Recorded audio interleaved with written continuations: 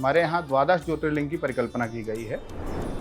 भगवान श्री महाकालेश्वर का ये जो अद्भुत और दिव्य प्रांगण है, ये तृतीय ज्योतिर्लिंग के रूप में है, क्योंकि हमारे यहाँ आदिगुरु शंकर ने सौराष्ट्रे सोमनाथम च श्रीशैल्य मल्लिकार्जुनम उज्जैनियाम महाकाल ओंकार ममलेश्वरम, तीसरे नंबर पर भगवान महाकाल का ये दिव्य और भव्य प्रांगण आता है।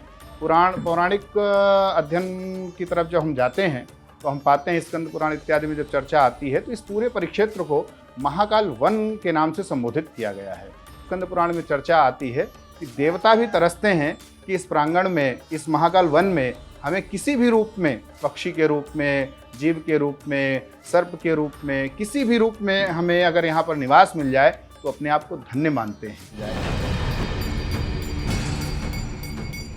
महाकालम महाकाय महाकालम जगतपते महाकालम महायोगिन महाकालम नमोस्तुते। अवंतिका की जो नगरी है वो अपने आप में सप्तपुरियों में काफ़ी सिद्ध नगरी है। यह नगरी का नाग संप्रदाय से हजारों वर्ष पुराना नाता रहा है, इसीलिए यहाँ पे गोरखनाथ से लगाकर नाग संप्रदाय की परंपरा संस्कृति पली बढ़ी है।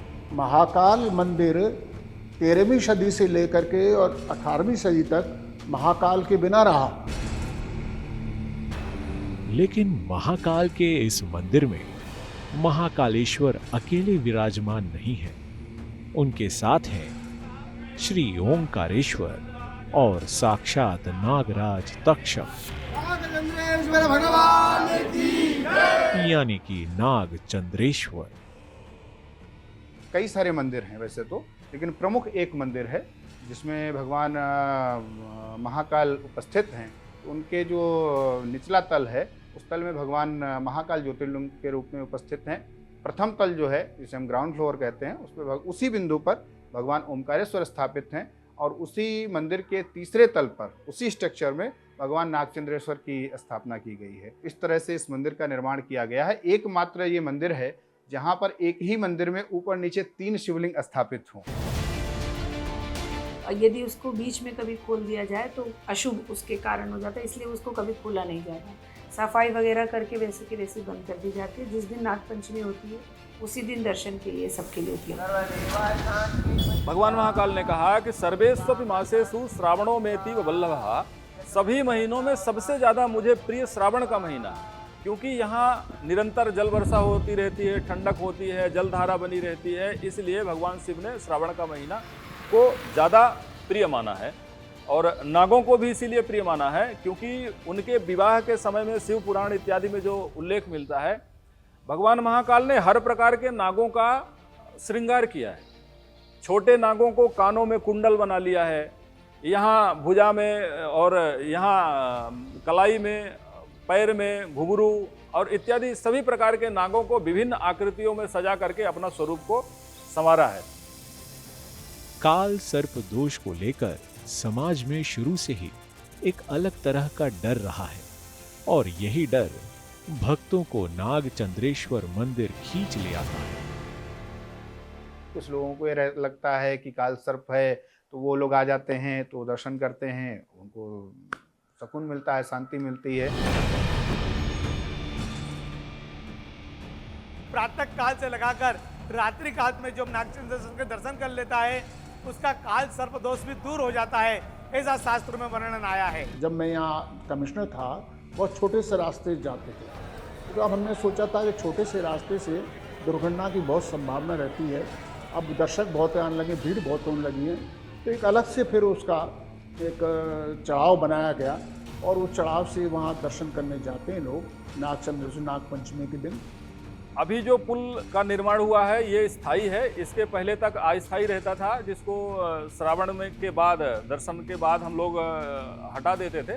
लेकिन अब एक ऐसी व्यवस्था कर दी गई है कि जिसमें मंदिर के स्वरूप को कोई नुकसान भी नहीं हो और एक मजबूत पुल का निर्माण हो जाए, क्योंकि जो मंदिर का स्ट्रक्चर है वो बहुत पुराना है, उसमें लाखों लोग यदि आवागमन होगा तो मंदिर के स्वरूप को नुकसान नहीं पहुँचे। इसलिए एक मंदिर को लोड कम करने की दृष्टि से यह बहुत सुदृढ़ और मजबूत पुल का निर्माण किया गया है, जो लोहे का स्थायी पुल है।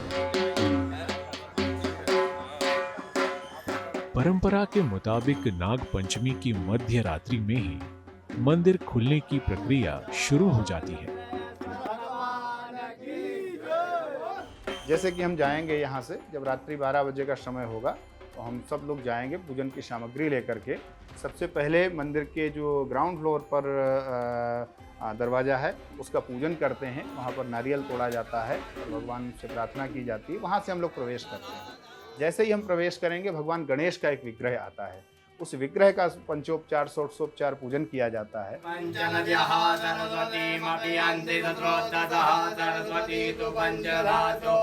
भगवान गणेश से प्रार्थना करते हैं, हे देव रक्षा करना, और हम आगे की यात्रा, आगे की पथ खोलने के लिए जा रहे हैं। फिर आगे हम बढ़ते हैं तो हमारे यहाँ जो कई पौराणिक काल की विग्रह हैं, जैसे कि गजलक्ष्मी इत्यादि के विग्रह हैं, उनका हम पूजन करते हैं। फिर आगे चलते हैं तो फिर एक दरवाज़ा आता है, वहाँ पर भी एक हम नारियल समर्पित करते हैं, और नारियल समर्पित करने के पश्चात वहाँ पर भी आज्ञा लेके फिर आगे बढ़ते हैं। सबसे पहले नागचंद्रेश्वर भगवान, जिस विग्रह को हम कहते हैं कि नेपाल से आया है, जिस विग्रह को हम कहते हैं कि सर्पसैया पर भगवान शिव का पूरा परिवार स्थापित है, उस विग्रह के जो पट हैं उस पर जो पर्दा लगा हुआ होता है उसको हम हटाते हैं। उसका विधिवत पूजन अर्चन होता है। उनका पूजन अर्चन करने के पश्चात पुनः फिर हम नारियल तोड़ते हैं और अंदर जो भगवान का एक पिंडी रूप में स्थापित हैं भगवान, उनके पट खोले जाते हैं और वहाँ पर पंचोपचार षोडशोपचार पूजन पद्धति होती है। महाकाल की जो गादी है, इसके जो पदेन महंत होते हैं वही पट खोलते हैं, वही पट बंद करते हैं। भगवान को जो भस्मी अर्पित की जाती है वो भी श्री पंचायती अखाड़ा महानिर्वाणी के जो भी महंत यहाँ पर होते हैं वही भगवान को भस्म अर्पित करते हैं। उन्हीं के द्वारा भगवान महाकाल का जो धूना है, उस धूने की पूरी देखरेख, भस्म बनाने की जो पूरी प्रक्रिया है, जो कि हमारी परंपरागत हमें मिली है, जो देवी मंत्रों के माध्यम से और विशेष औषधियों के माध्यम से भस्म तैयार की जाती है।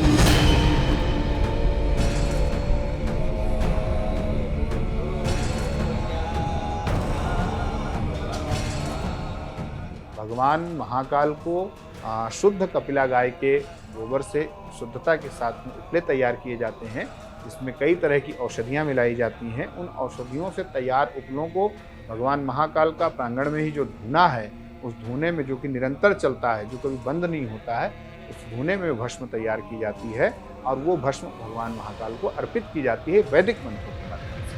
अगर भस्म की हम बात करें तो मुझे लगता है कि संसार में लौकिक रूप में, पदार्थ के रूप में अगर कोई अंतिम सत्य को प्राप्त होता है तो भस्म है। भस्म के आगे उसका कुछ नहीं बनता है, और कोई भी पदार्थ है उसकी अंतिम परिणति जो है वो भस्म ही है।